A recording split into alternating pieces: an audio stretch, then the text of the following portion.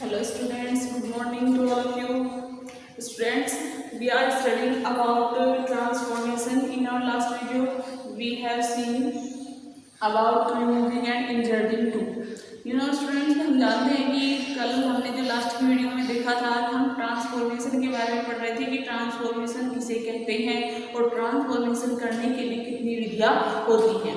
हमने उसमें पढ़ा था स्टूडेंट कि ट्रांसफॉर्मेशन के लिए सबसे पहली जो विधि होती है कि सेंटेंस में अगर T2 दिया होता है तो हम उसे रिमूव कैसे करते हैं, और अगर सेंटेंस में उसके अपोजिट यानी कि सो दैट दिया रहे या एक्सट्रीमली दिया रहे, ओवर या बियॉन्ड द प्रॉपर लिमिट दिया रहे तो आप उसमें उसे हटाकर वहाँ पर टू लिख देते हैं, यानी कि टू को रिमूव कैसे करें और टू को इंसर्ट कैसे करें, ये प्रोसेस हमने सीखा था। तो अब हमारा जो सेकंड मेथड है ट्रांसफॉर्मेशन का वो है हमारा जो टॉपिक भी है हमारा, ये मैंने लिख दिया ट्रांसफॉर्मेशन, जो कि हमारा टॉपिक चला हुआ है, चैप्टर टॉपिक कह सकते हैं आपसे, और इसके अंतर्गत जो सब टॉपिक है विच है मेथड भी कह सकते हैं हम इसे ट्रांसफॉर्मेशन का।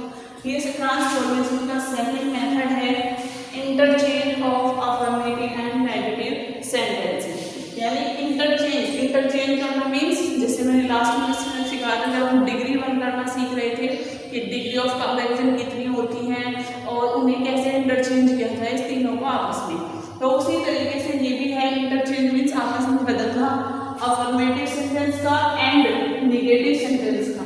ठीक है, अफर्मेटिव सेंटेंस को नेगेटिव कैसे बनाएं और नेगेटिव सेंटेंस अगर हमें दिया जाए तो उसे अफर्मेटिव कैसे बनाएं। स्टूडेंट्स, अगर हमने अफर्मेटिव से नेगेटिव बनाना सीख लिया तो इट्स क्लियर देन कि नेगेटिव सेंटेंस को भी अफर्मेटिव बना सकते हैं, क्योंकि जो प्रोसेस हम अफर्मेटिव से नेगेटिव के लिए करेंगे उसी का उल्टा हम नेगेटिव से अफर्मेटिव में करेंगे। ठीक है स्टूडेंट्स, तो अब आपको समझ में आ गया होगा अफर्मेटिव सेंटेंस आपको पता ही है क्या होते हैं। ऐसा सेंटेंस जिसमें कोई सामान्य कथन बताया जाता है, कोई नकारात्मक बात नहीं बताई जाती, उन सेंटेंस को अफर्मेटिव सेंटेंस कहते हैं। और जिन सेंटेंस में नॉट का या नो का प्रयोग हो जाता है, नहीं में कोई बात बताई जाती है, तो उस सेंटेंस को नेगेटिव सेंटेंस कहते हैं। अब देखेंगे किसी सेंटेंस को नेगेटिव से अफर्मेटिव कैसे लगाएं और अफर्मेटिव से नेगेटिव कैसे बनाएं। जब 9th क्लास में होंगे तो आपने इस तरह का इंटरचेंज सीखा होगा, लेकिन उसमें क्या होता है, उसमें हम अफर्मेटिव से नेगेटिव जो बनाते हैं तो उसमें हम अगर नोट नहीं लगा रहता तो नोट हटा देते थे, और अगर लगा रहता था, अगर नहीं लगा था तो लगा देते थे, लेकिन उसमें रूप परिवर्तित हो जाता था सेंटेंस का। अब हमें ट्रांसफॉर्मेशन में इस तरीके से सेंटेंस को नेगेटिव या अफर्मेटिव बनाना है कि उसका अर्थ चेंज ना हो, रूप में परिवर्तन हो, स्ट्रक्चर में परिवर्तन हो, लेकिन उसका अर्थ चेंज ना हो। चलिए देखते हैं किस तरीके से अब हम अफर्मेटिव सेंटेंस को नेगेटिव बना सकते हैं। तो इसका जो फर्स्ट रूल है अफर्मेटिव टू नेगेटिव, सबसे पहले हम सीखेंगे कि अफर्मेटिव सेंटेंस को नेगेटिव कैसे बनाएंगे। उसके 7 मेथड 7 तरीके हम सीखेंगे, क्योंकि सेकंड जो है ये तरीके डिपेंड करते हैं सेंटेंस पे डिपेंड करते हैं। जिस तरह का सेंटेंस होगा उसी तरीके का मेथड यूज करके हम उस सेंटेंस को नेगेटिव बना सकते हैं। तो पहले सेंटेंस देखिए, देखने के बाद सोचिए अपने उन मेथड के बारे में कि इस सेंटेंस में कौन सा मेथड हम यूज कर सकते हैं नेगेटिव बनाने के लिए, और फिर उसी मेथड को आप उस सेंटेंस में अप्लाई कीजिए। तो चलिए फर्स्ट मेथड जो हमारा है, फर्स्ट रूल फर्स्ट है हमारा ओनली या अलोन को नन बट में बदलकर, यानी कि अगर किसी सेंटेंस में ओनली लिखा हो या अलोन लिखा हो, अलोन अकेले या सिंगल व्यक्ति, ठीक है, ओनली मीन्स केवल,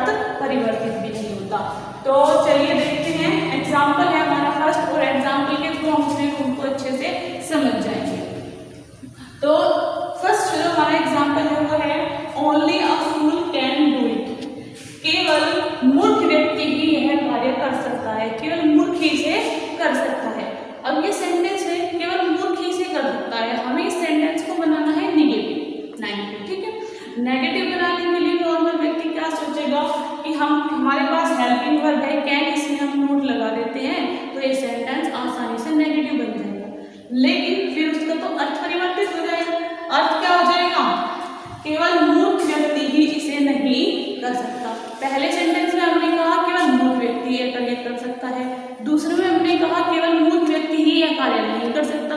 तो दोनों सेंटेंस का अर्थ बिल्कुल चेंज हो गया। तो इस तरीके से तो हम ट्रांसफॉर्मेशन नहीं करेंगे। हमें क्या करना है? हमें सेंटेंस को ट्रांसफॉर्म भी करना है, उसका रूप परिवर्तित भी करना है, लेकिन उसका मीनिंग चेंज नहीं होना चाहिए। तो उसके लिए क्या तरीका दिया गया है? हमें क्या मेथड सिखाए गए हैं? उनमें ये मेथड है कि जिस सेंटेंस में आपको ओनली या अलोन दिखाई दे, उस सेंटेंस को नेगेटिव बनाने के लिए उसकी जगह पर आप नन बट का यूज कर दीजिए। सेंटेंस की हिंदी किस तरीके से होगी? पहले सेंटेंस बनाते हैं फिर देखिए। तो अलोन की जगह पे हमने क्या लिख दिया? None but. None but. बाकी का पीछे वाला सेंटेंस बिल्कुल ऐसे की ऐसे रहता है, उसमें आपको कोई चेंज नहीं करना होता, ना सब्जेक्ट में ना वर्ब में। None but a fool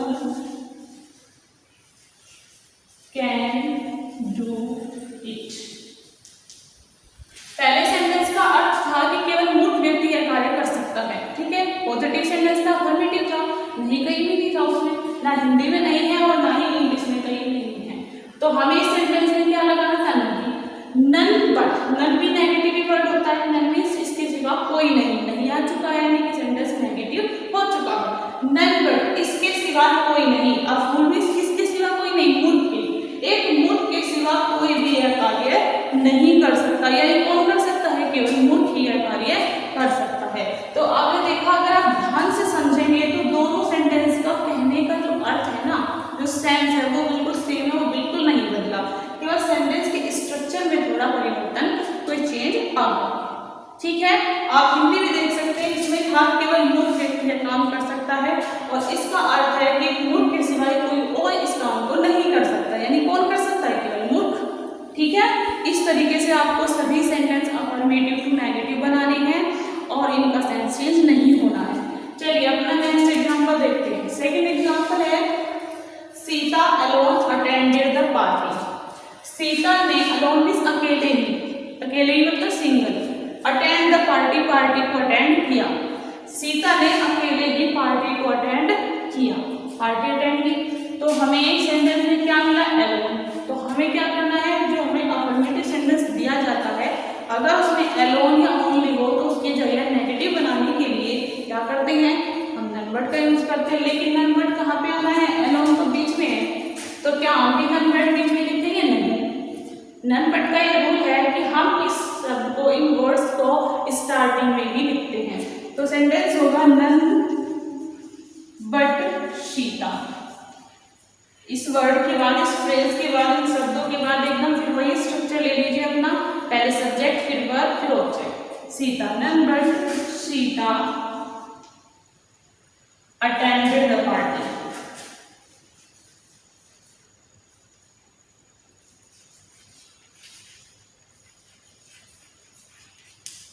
okay students, तो आई थिंक आपको जो फर्स्ट रूल है हमारा, ये आपको याद भी रखना है, क्योंकि जब तक आपको ये चीजें याद नहीं होंगी तब तक आप ये सेंटेंस में यूज नहीं कर पाएंगे। और जब तक आपको ये याद नहीं होती तब तक के लिए आप क्या करें? इन रूल्स को एक्सरसाइज सोल्व करते वक्त अपने आंखों के सामने रखिए।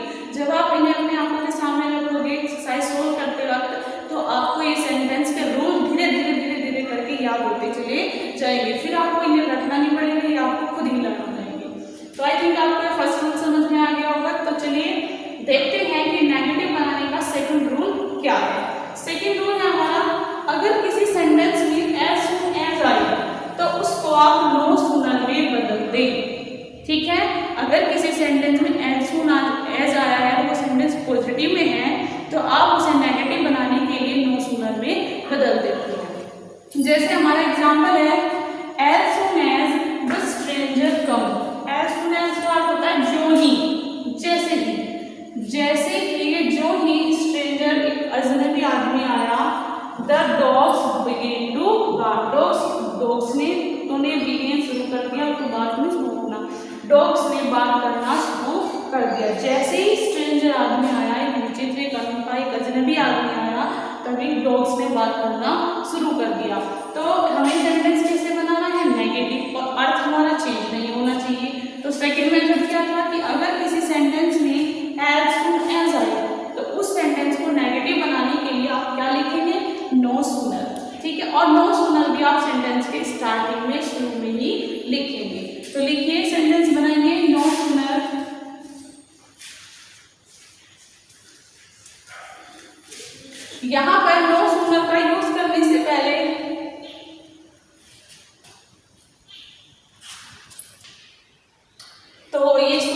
स्पेलिंग होती है SOONER, ये ध्यान रखने वाली बात है। तो नो सूनर के बाद हमें दो बातें ध्यान रखनी है कि नो सूनर एक तो सेंटेंस के स्टार्टिंग में आएगा, पहली बात। दूसरा, नो सूनर के लिए जहां पर जो सेंटेंस दिया रहता है, जहां पर कोमा लगा रहता है, सुनने के साथ क्या लगा मिलेगा आपको, दूसरे सेंटेंस जो जुड़ा रहता है उसमें कोमा। लेकिन जब आप सेंटेंस नो सूनर से बनाते हैं तो कॉमे की जगह पर आप देन का यूज करते हैं। ये मोस्ट इंपॉर्टेंट बात है, ध्यान रखनी है आपको। सेकंड जो इंपॉर्टेंट बात है वो ये है कि जब नो सूनर से हम सेंटेंस बनाते हैं तो हम सेंटेंस नो सूनर के बाद का जो बनता है वो इंटरोगेटिव की तरह बनता है। जैसे ये सेंटेंस क्या था, केम आया था, इसमें केम का मतलब पास्ट इंडेफिनिट में सेंटेंस है, सेकंड फॉर्म है। तो इसलिए जब आप इंटरोगेटिव बनाओगे, इंटरोगेटिव बनाने के लिए क्या करते हैं, सबसे पहले हेल्पिंग वर्ब लिखते हैं। तो पास्ट इंडेफिनिट में हेल्पिंग वर्ब कौन सी यूज होती है, डिड। तो हम सेंटेंस में सबसे पहले नो सूनर के बाद क्या लिखेंगे, did. No sooner did. Helping verb हमने लिख दी, तो उसके बाद क्या लिखा जाएगा, सब्जेक्ट। सब्जेक्ट क्या है हमारा इसमें, the stranger. No sooner did the stranger.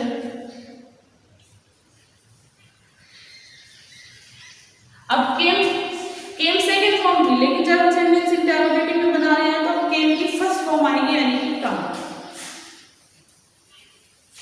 No sooner did the stranger कम।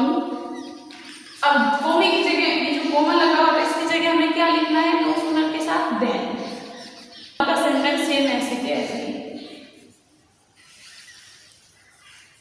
इस तरीके से आप अपना सेकंड मेथड यूज करेंगे, इसमें भी कोई प्रॉब्लम नहीं होनी चाहिए। सिर्फ दो बातें ध्यान रखनी है, अगर सेंटेंस में एज सून एज आए तो आप उसकी जगह नो सूनर लिखेंगे, पहली बात। दूसरा, कोमे की जगह देन लगाएंगे। और तीसरी बात कि नो सूनर के बाद का जो सेंटेंस बनता है वो इंटरोगेटिव की तरह बनता है, कि पहले हेल्पिंग वर्ब, फिर सब्जेक्ट और फिर अदर मेन वर्ब या ऑब्जेक्ट। ठीक है, ये हमारे दो रूल हो चुके हैं, दोनों रूल आपको समझ में आ गए होंगे। चलिए देखते हैं अपना थर्ड रूल। हमारा नेक्स्ट एग्जाम रूल है थर्ड नंबर का, एडवर्ब टू को हटाकर। यानी कि अगर किसी सेंटेंस में TOO एडवर्ब का यूज किया गया है और उस सेंटेंस को हमें नेगेटिव बनाना है, तो उस सेंटेंस को नेगेटिव बनाने के लिए हमें क्या करना है, हमें उस TOO यानी उस एडवर्ब को वहाँ से हटा देना है। जैसे कि हमने स्टार्टिंग में भी सीखा था टू को रिमूव कैसे किया जाता है, सेम वही मेथड टू को रिमूव करने का इसमें यूज किया जाएगा और सेंटेंस खुद ब खुद ही नेगेटिव हो जाता है। क्योंकि जब हम TOO को हटाते हैं, हम तो कैन नॉट या कुड नॉट लगाते हैं, तो सेंटेंस खुद ब खुद ही नेगेटिव हो जाता है। तो ये भी एक नेगेटिव बनाने का मेथड है सेंटेंस का। तो चलिए देखते हैं किस तरीके से। एडवर्ब टू को हटाकर हमें यहाँ पर सेंटेंस को ट्रांसफॉर्म करना है। सेंटेंस हमारा है example, he is too old to run fast. वह बहुत ज्यादा ओल्ड है, टू ओल्ड है बहुत ज्यादा ओल्ड है, टू रन फास्ट तेज दौड़ने के लिए, यानी कि इतना ओल्ड है कि रन फास्ट नहीं कर सकता, तेज रन नहीं कर सकता। तो हमें इस TOO को हटाना है। हटाने का तरीका हम आपको पहले भी बता चुके हैं कि TOO की जगह पर हम सो का यूज करते हैं। तो चलिए सेंटेंस बताते हैं कैसे बनेगा। ही इज, TOO की जगह क्या लिखेंगे, सो ओल्ड। बाकी सेम ऐसा ही। और जब दूसरा टू दिया जाता है, प्रीपोजिशन जो भी होते हैं उसकी जगह पर लगता है दैट। ओके स्टूडेंट्स, अब दैट के बाद हमें क्या लगाना है, जो सेंटेंस में, इस सेंटेंस में जो सबसे पहले वाला सब्जेक्ट होता है वही सब्जेक्ट हम यूज करते हैं। और दूसरी बात हमने आपको बताई थी कि अगर ये सेंटेंस अफर्मेटिव है और सबसे बड़ी बात कि प्रेजेंट का है तो कैन नॉट आएगा, और अगर ये सेंटेंस वर्ब वाला है, पास्ट का होता तो यहाँ पर कुड नॉट आता। तो सेंटेंस होगा he can not run fast. ये पीछे का सेम, ठीक है, वही प्रोसेस हमने यूज किया है। दोबारा ध्यान से देख लें, he is so old that he can not run fast. वह इतना बूढ़ा है कि वह तेज नहीं दौड़ सकता। तो सेंटेंस में नहीं आ गया, नहीं दौड़ सकता, तो सेंटेंस कैसा हो चुका है, नेगेटिव। और वही हमें करना था कि हमें अफर्मेटिव सेंटेंस को नेगेटिव बनाना था।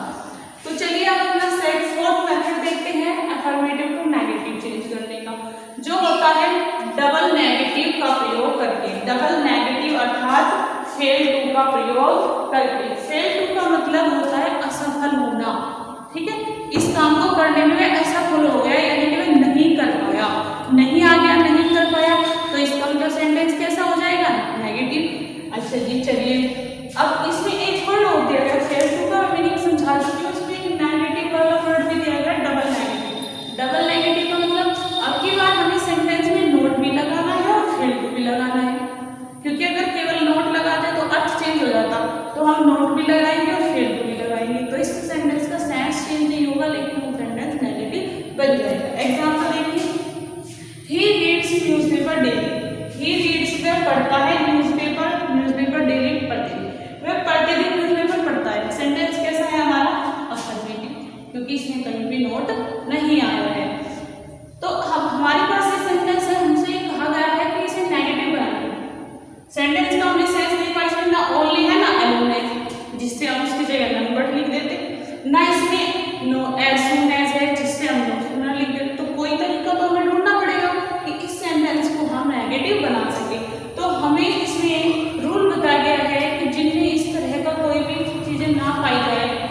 इस तरह का कोई भी शब्द ना मिले जिसे हम अपोजिट बना सके, उल्टा कर दे और वो सेंटेंस नेगेटिव हो जाए। तो उन सेंटेंस में क्या करना है, उनमें हमें डबल नेगेटिव का यूज करना है। कैसे, देखिए पहले सब्जेक्ट ऐसे कैसे लिखा हमने, ही के बाद अब ये देखिए जो सेंटेंस है कौन से टेंस का है, ये सेंटेंस है रीड्स, रीड्स है ना, जब वर्ब में ऐसे आईएस लगता है यानी कि वो सेंटेंस प्रेजेंट इंडेफिनिट होता है।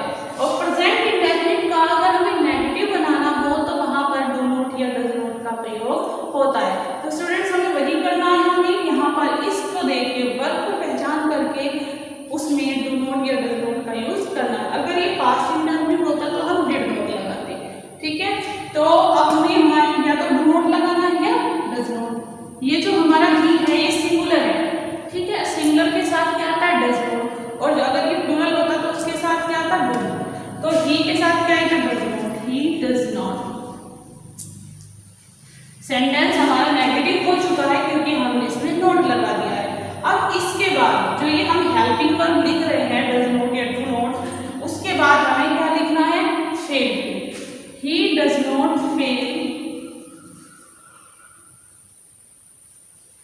टू।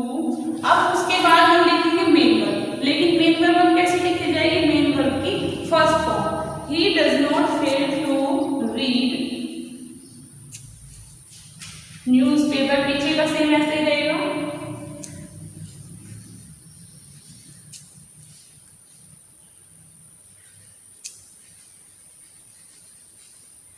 तो इस तरीके से आपका सेंटेंस नेगेटिव हो चुका है क्योंकि इसमें नोट लग गया और इसका अर्थ परिवर्तित नहीं हुआ। क्यों, वो देखते हैं। ही डज, इसका अर्थ आगे बढ़ते दिन न्यूज़पेपर पढ़ता है। अब की बात है, he does not fail to, वह असफल नहीं होता, ये कभी नहीं रहता, रीड न्यूज़पेपर, न्यूज़पेपर को पढ़े बिना, डेली न्यूज़ पढ़ते दिन। इसकी हिंदी हो गई कि वह प्रतिदिन न्यूज़पेपर को पढ़े बिना नहीं रहता, यानी कि प्रतिदिन न्यूज़पेपर पढ़ता है। तो सेंटेंस नेगेटिव भी हो चुका है और उसका अर्थ भी अभी वही निकल रहा है कि वो प्रतिदिन न्यूज़पेपर पढ़ता है। इस तरीके से जिन सेंटेंस में कोई और सॉल्यूशन आपको दिखाई ना दे नेगेटिव बनाने का, उसमें आप ये मेथड अप्लाई करेंगे। यहाँ पर वर्ब को देख के आप do not, does not, has not, had not, कुछ भी जो भी हेल्पिंग वर्ब लग सकती है वो लगाएं। उसी के एग्जैक्ट बाद आप फेल टू लगाएं और उसके बाद मेन वर्ब की फर्स्ट फॉर्म के बाद पीछे का पार्ट आप ऐसे भी ऐसे जोड़ दें और आपका सेंटेंस नेगेटिव बन जाए। अच्छा, हमने फेल टू का जो यूज किया उससे रिलेटेड दो बातें आपको बहुत जरूरी है जो ध्यान रखनी है। वो ये कि विलोम शब्द प्रयोग न हो। अगर किसी सेंटेंस में ऐसा शब्द आ जाए जिसका हम अपोजिट ना ढूंढ सके, विलोम शब्द ना ढूंढ सके, तो उनमें, क्योंकि यहाँ पर डेट का कोई विलोम नहीं होता, न्यूज़पेपर का कोई विलोम नहीं होता, तो इसमें इस सेंटेंस में ऐसा कोई वर्ड नहीं जिसका उल्टा अगर हम लिख ले तो सेंटेंस को नेगेटिव बना सकते हैं, लेकिन इसमें ऐसा कुछ नहीं है।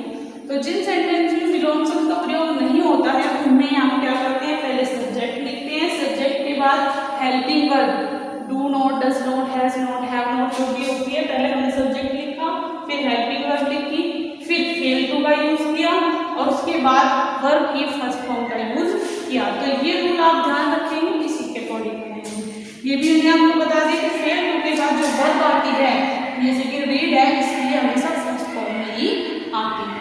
तो इस तरीके से आप सेंटेंस बनाएंगे। और अगर आपको किसी भी बच्चे को कोई प्रॉब्लम होती है रूल से संबंधित तो आप मुझे बताइए। इससे आगे के रूल